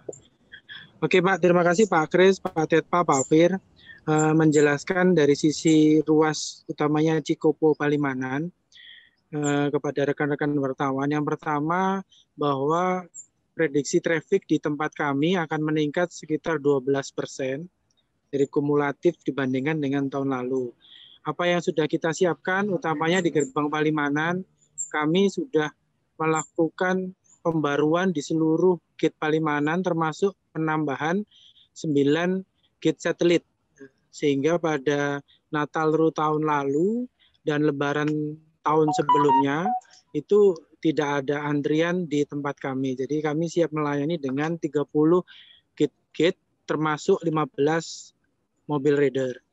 Apalagi yang kami lakukan adalah kami lakukan koordinasi serta sosialisasi dengan teman-teman kewilayahan serta rest area untuk memberikan penambahan pelayanan khususnya flow kendaraan. Ketika jumlah kendaraan melewati 3.000 per jam, kami akan lakukan flow untuk mulai kontraflow khususnya di lokasi-lokasi rest area. Yang perlu kami titipkan ke rekan-rekan wartawan terkait juga dengan edaran dari kementerian bahwa kapasitas rest area itu 50%, yaitu bahwa pengguna jalan untuk juga memanfaatkan pintu keluar kita atau gerbang-gerbang samping kita untuk beristirahat. Karena banyak pengguna jalan yang tidak mengerti bahwa tarif khususnya di ruas tol Cipali dan sebagian besar ruas tol Trans Jawa, tarif itu diperhitungkan jarak dikalikan kilometer tarif yang dilalui. Jadi bukan seperti di dalam kota membayar full sama kalau keluar dengan gerbang-gerbang yang manapun. Jadi mungkin itu yang minta bantuan sosialisasi agar apabila rest area tersebut penuh, pengguna jalan dapat beristirahat di tempat-tempat atau keluar ke gate kita terdekat karena banyak rest area yang didirikan oleh baik bus maupun pemerintah setempat. Kami juga memberikan pelayanan kepada pengguna jalan dengan mensiasagakan segala bentuk tim kami, baik dari patroli, rescue, ambulans, serta tim derek untuk melayani di sepanjang tol kami. Yang terakhir yang kita lakukan yaitu penambahan wear-rope serta marka speed reducer untuk mencegah kendaraan menyeberang dan untuk kendaraan mematuhi batas kecepatan sesuai dengan rambu-rambu yang ada di kita. Mengenai tadi ada pertanyaan juga Kertajati bahwa memang kami merencanakan Kertajati dapat operasional pada Lebaran Haji dan update sampai sekarang progresnya adalah mencapai 25%. Harapan kami sampai dengan Desember nanti bisa mencapai 40% sehingga target agar bisa dioperasionalkan selama musim haji dapat dilalui. Mungkin itu dari kami Pak Kris. Terima kasih Pak Agung dan Pak Firdaus.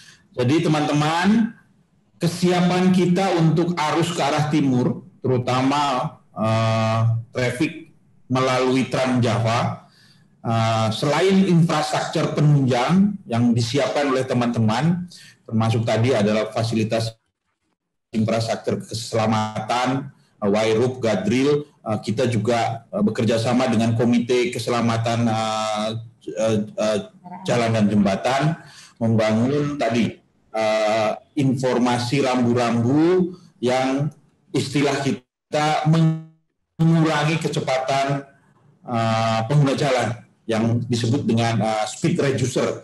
Itu rambu-rambu yang kita harapkan bisa juga membantu mengingatkan pengguna jalan untuk jangan terlalu memacu kendaraannya. Lalu kami terus mengkampanyekan karena kondisi saat ini adalah kondisi penghujan, musim hujan, kondisi aquaplaning bisa saja terjadi dimanapun. Kita selalu mengkampanyekan untuk tolong mengurangi kecepatan kendaraan para pengguna jalan.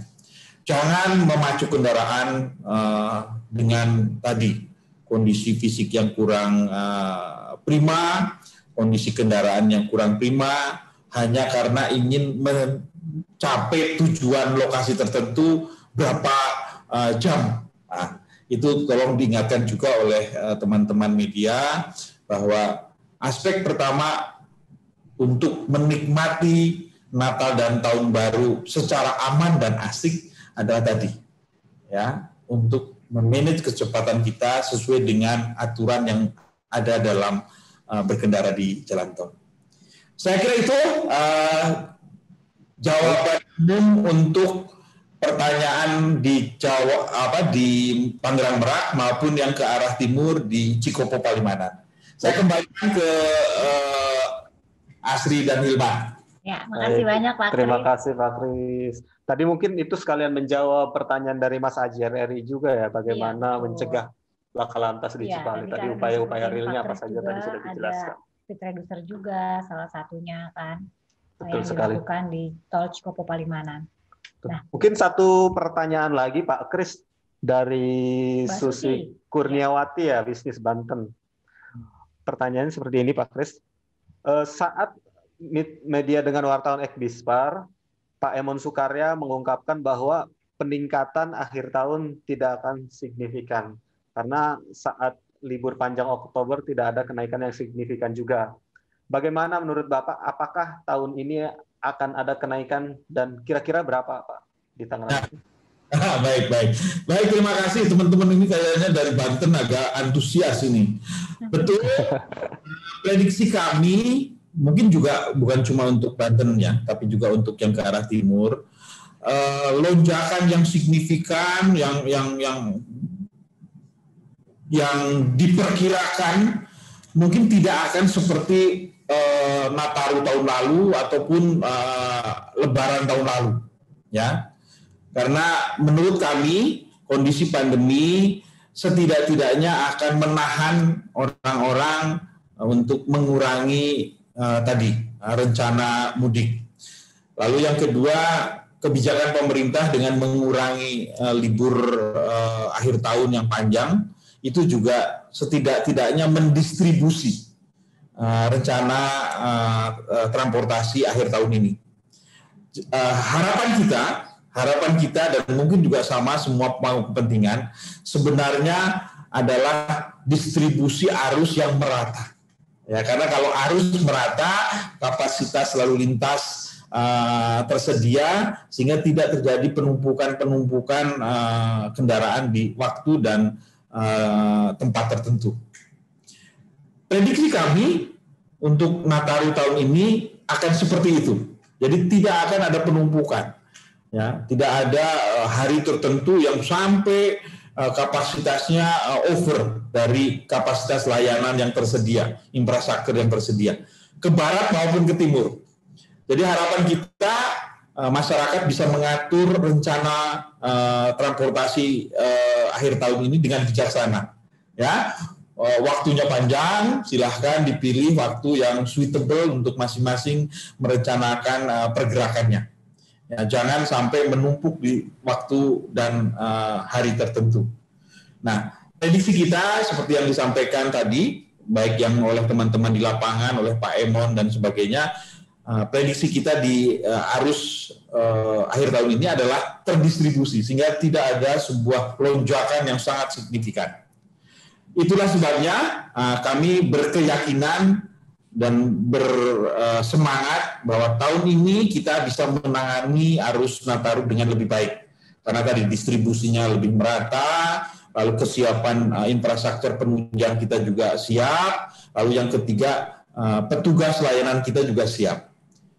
Dengan kombinasi dari faktor-faktor tersebut, kita meyakini Nataru aman dan asik ini mudah-mudahan bisa kita capai.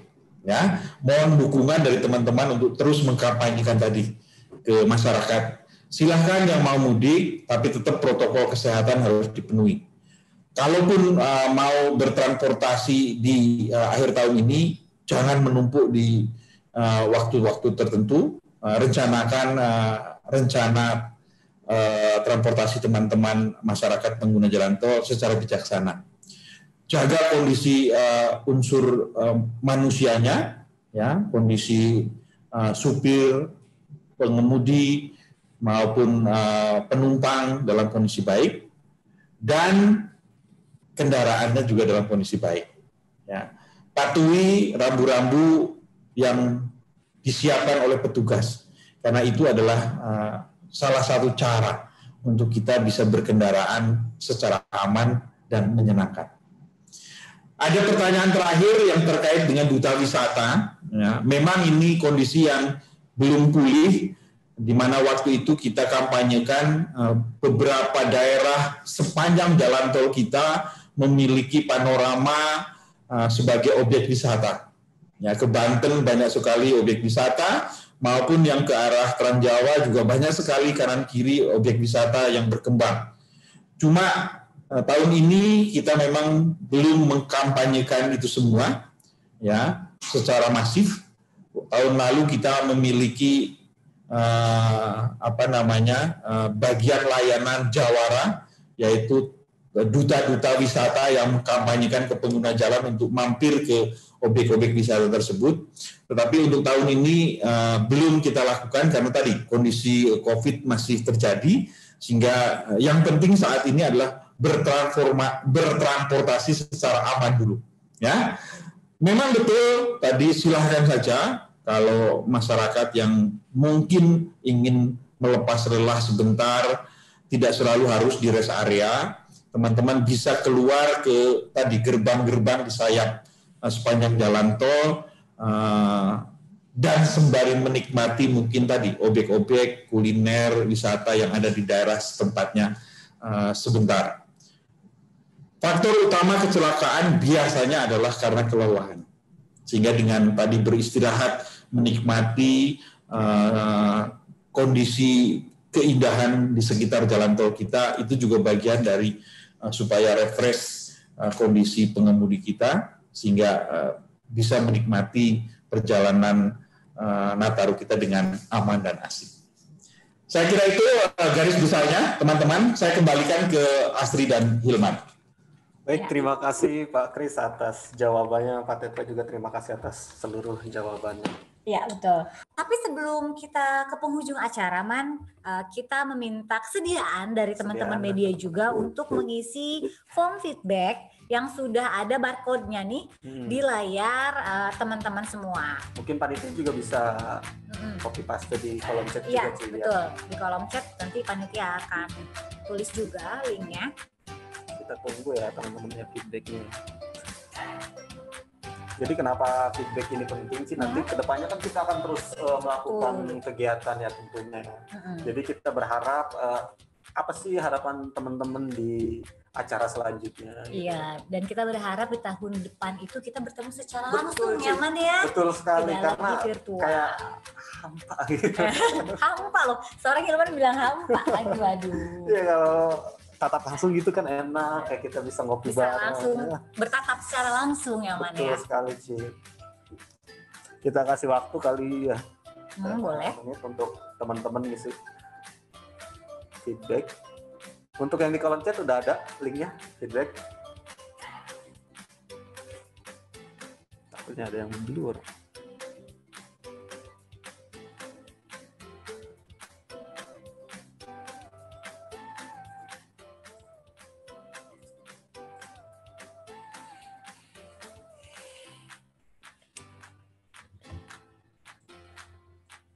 Ya, kita kasih waktu berapa lama lagi, Man? Hitungan keberapa nih? Kita kasih waktu 1 menit lagi kali ya. Oh, belum. Masih terus katanya. Masih ditunggu ya. Masih ditunggu teman-teman dong. Ayo. Nanti untuk yang ngirim feedback juga bisa apa nih? Hilman ini suka nggak jelas ya. Ya. Mungkin yang mengerti Hilman sudah paham lah ya maksudnya apa. Saya kalau terlalu jelas tuh nggak enak. Gitu ya. Jadi perlu misterius. Udah nggak jalan. Nah, ini udah ada berapa nih? Di kolom chat sudah ada linknya ya buat teman-teman yang tidak bisa menggunakan barcode, bisa klik langsung di kolom chat. Untuk yang sudah mengisi, terima kasih sekali. Nanti karena ini sebagai masukan untuk kita ya, betul, masukan. Nanti kita bisa terus meningkatkan acara-acara yang nanti akan kita laksanakan. Betul. Untuk teman-teman yang belum, silahkan diisi dulu feedback-nya. Untuk teman-teman yang menang door prize tadi harus semangat nih ngisi feedback-nya nih. Oh, betul sekali. Kalau nggak ngisi feedback, gimana sih? Sudah? Sudah ya? Ya. Terima kasih teman-teman atas partisipasinya dalam mengisi feedback. Dan Hilman, tidak terasa kita sudah sampai ke penghujung acara nih.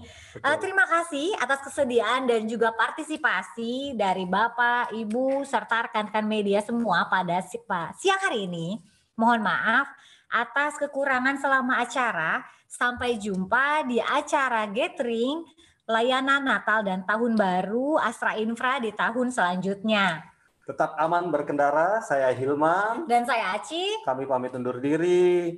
Nataru aman dan asik. Ayo mengikuti aturan dan ayo selalu ikuti protokol kesehatan. Wassalamualaikum warahmatullahi wabarakatuh. Dadah. Terima kasih teman-teman jurnalis semuanya atas kesediaannya hadir. Terima kasih. Mohon maaf kalau ada yang kekurangan ya.